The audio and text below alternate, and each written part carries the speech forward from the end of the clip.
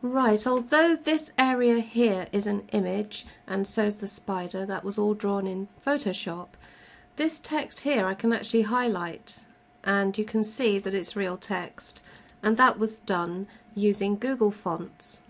Google Fonts make a page potentially a lot more interesting, and as this was Halloween, this was a sort of higgledy-piggledy Halloween type look and feel, I thought. Beats Arial anyway. Further down the page I used a different real font for the signatures for Caroline and Davina, and there again this is a real font, real text, not an image, because I can highlight it like that.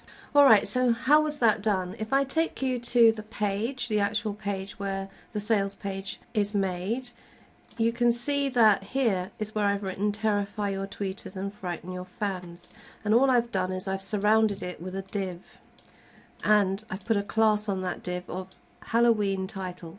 And what I've done is I've defined Halloween title in my style.css file, which I can show to you now. Here's my style.css, and here is div dot means class, and it was the class of Halloween title, and I've just said font family Irish Grover, and Irish Grover is a Google font, and I've defined the size, the fact that I want it to align to the center, how big I want the gaps to be, and how much of a margin I want at the bottom. So encapsulated in those few lines is everything that I want to say about how this should appear. So in order to include Irish Grover, all I had to do was at the top of my CSS file was to add it in here with this import statement, and you can see Irish Grover is specified here, and luckily happens to be the one that I use for the signature. So how did I know to do this? Well, all you have to do is go to Google Fonts Online, and to do that you simply go like that into the search engine and click on the Google Fonts link, and then just search for fonts that you want to use. They have categories here, so you can switch off serif and non-serif if you want to just go for the fancier ones, say the display type ones or the handwriting ones, and type in whatever it is you want to type in at the top. So if I wanted to see what Wicked Wizards look like, because that's say what my title was going to be, I can quickly scroll through these and see if there's a font that looks good.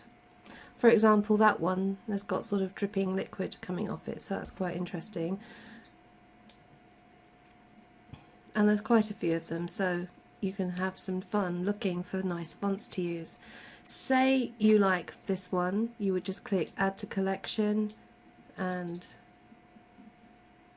say you like this one, you click Add to Collection. Then having done that, you would choose Review, and it would do a compare and contrast, and you could have a look at what all the fonts look like close together. And then you click on Use, and then say you've decided that Eta is the font that you want to use, you can just uncheck the one you don't want, and then go further down the page, and this is the place where you get the code for your website. WordPress is quite good at using the @import, so that's what I did. I used @import here. You just click that and put that at the top of your style.css, where I showed you just now, and further down this is the font family that you use to include in your CSS styling, just as I did, and that's it. The Google fonts are downloaded onto the computer of whoever visits your site from Google, so that's how we can have these more interesting fonts.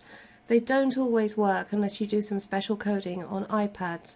If you view the sales page I've done on an iPad, you'll see that at the moment anyway it's not showing all the fonts properly, but they still look really good. I'd have to put in some special code to do that, and I haven't.